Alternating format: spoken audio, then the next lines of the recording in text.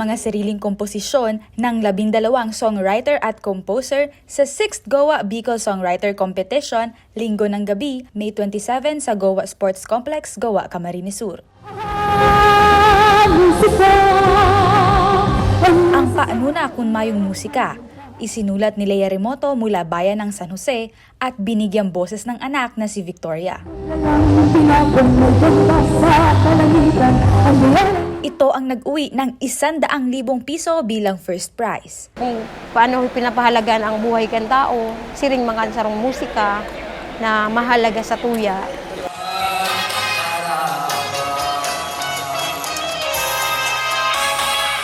Hindi man nag-uwi ng unang premyo para sa composer at bokalistang si Ildefonso Celo Jr., marami pang pagkakataong naghihintay para sa kanilang mga nagmamahal sa musika. Kung igwa ka mo ng talento sa pag-ibon ng kanta, igwa ka mo ng talento sa pagtugtog, sige lang, padagos, sundanin do ang sindong gusto, taday ka mo dyan problema o day ka mo dyan mamumundo sa orya. Para naman sa organizers ng kompetisyon, bagong pag-asa sa mga Bicolano songwriter ang mensahe ng aktibidad. Kuha nagkaigwas inda ning paglaom, nagtaupo ning paglaom bako sana sa inda, kundi sa bilog na banwaan ning Goa, asin sa gabos po na mga Bicolano. Congratulations po sa Indo Gabos, and maghirlingan pa po kita sa mga masunod na taon.